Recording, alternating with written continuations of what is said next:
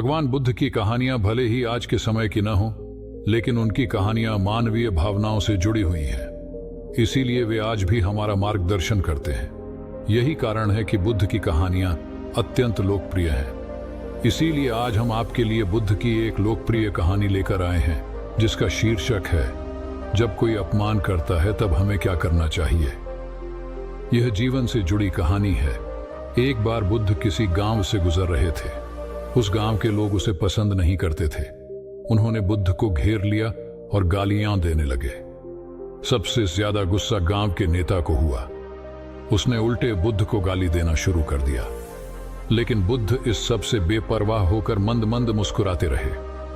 सरदार बहुत देर तक बुद्ध को गालियां देता रहा, लेकिन कुछ देर बाद उसका मुंह सूखने लगा, जिससे वह चुप हो गया। यह देखकर बुद्ध ने कहा, यदि तुम्हारी बात पूरी हो जाए तो मुझे आगे बढ़ना चाहिए। मुझे आगे गांव जाना है, वहां लोग मेरा इंतजार कर रहे होंगे। यह देखकर गांव का एक आदमी बोला, हम आपका अपमान कर रहे हैं, गाली दे रहे हैं, लेकिन आप जवाब देने की बजाय मुस्कुरा रहे हैं। आप इस पर प्रतिक्रिया क्यों नहीं देते? बुद्ध ने कहा, वत्स, तुम्हें आने में थोड़ी देर हो गई। 10 साल पहले आते तो मजा आता, क्योंकि 10 साल पहले मैं भी तुम्हारे जैसा था। यदि उस समय तुम मेरे बारे में बुरा बोलते या मुझे गाली देते तो मैं भी क्रोधित हो जाता। इससे ज्यादा तो मैं तुम्हें गाली देता। संभव है कि वह शारीरिक हिंसा का भी सहारा ले, लेकिन अब मैं आगे बढ़ चुका हूं। मैंने अपना सारा गुस्सा और नफरत पीछे छोड़ दी है। अब मैं उस जगह पहुंच गया हूं जहां तक आपकी गालियां नहीं पहुंच पाती। तुमने मुझे गाली दी, यह तुम्हारी भावना है, लेकिन आपकी भावनाएं मुझ तक नहीं पहुंच रही हैं। मुझ पर इसका आरोप तभी लगाया जाएगा जब मैं इसमें भाग लूंगा। एक बार मैं उन्हें स्वीकार कर लूं, लेकिन मैं आपकी इस हरकत से तटस्थ हूं, इससे कोसों दूर हूं। यही कारण है कि मैं अभी भी पहले की तरह शांत हूं। यह सुनकर सरदार बोला, अरे ऐसा कैसे? मैंने तुम्हें गालियां दी हैं और पूरे गांव के सामने तुम्हें गालियां दी हैं, फिर इसे लेने या न लेने का क्या मतलब? बुद्ध ने कहा, वत्स, मैं कल एक गांव में गया था। वहां लोगों ने मेरा उपदेश सुना। वे बहुत खुश हुए।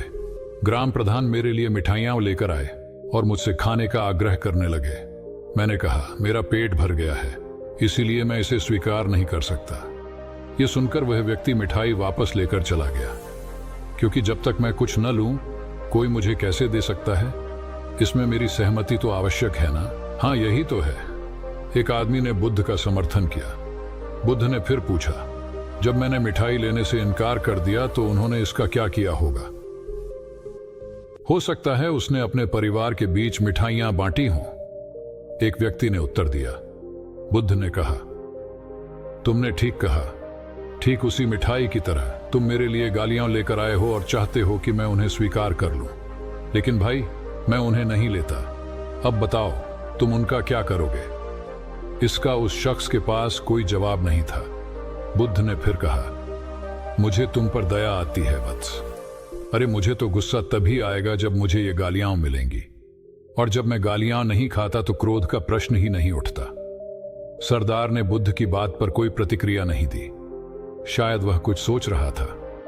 बुद्ध ने कहा, मैं अपनी आंखों से देखता हूं कि गाली एक कांटा है जो देने वाले और लेने वाले दोनों को क्रोध से पागल कर देती है। तो फिर तुम ही बताओ, मैं आंखों से भी कांटों पर कैसे चल सकता हूं? आंखें रहते हुए मैं गालियां कैसे खा सकता हूं? और होश में रहते हुए मैं क्रोध कैसे कर सकता हूं? अतः मुझे क्षमा कर दो वत्स, मैं तुम्हारा उपहार स्वीकार करने में असमर्थ हूं। इतना कहकर बुद्ध ने हाथ जोड़ दिए। बुद्ध की बात सुनकर सरदार लज्जित हो गया। उसकी आंखें भर आईं। वह कुछ कहना चाहता था, लेकिन उसके होठों ने जवाब दे दिया, और जब उससे और सहन न हुआ तो वह बुद्ध के चरणों में गिर पड़ा। दोस्तों, हम में से ज्यादातर लोग यही सोचते हैं कि हमारे दुखों का कारण कोई और है, और जब हम इस पर विश्वास करते हैं तो हम आत्मनियंत्रण की कमी और खुद को नियंत्रित करने में असमर्थता को नजरअंदाज कर रहे हैं। वास्तव में यह हम पर निर्भर करता है कि हम दूसरों द्वारा प्रदत्त नकारात्मकता को स्वीकार करते हैं या नहीं। यदि हम नकारात्मकता को स्वीकार करते हैं तो हम अपने पैरों पर कुल्हाड़ी मारते हैं, और जब हम उसे अस्वीकार कर देते हैं तो घृणा, क्रोध, हिंसा सभी से मुक्ति मिल जाती है। दोस्तों, हम आशा करते हैं कि आपको यह भगवान बुद्ध की कहानी पसंद आई होगी। इसलिए इस वीडियो को लाइक जरूर करना और रोजाना ऐसी ही मोटिवेशनल कहानियां सुनने के लिए हमारे चैनल को जरूर सब्सक्राइब कर लें। हम आपसे फिर मिलेंगे ऐसे ही रोचक और उपयोगी कहानी के साथ। तब तक आप जहां भी हों खुश रहें और खुशियां बांटते रहें। धन्यवाद।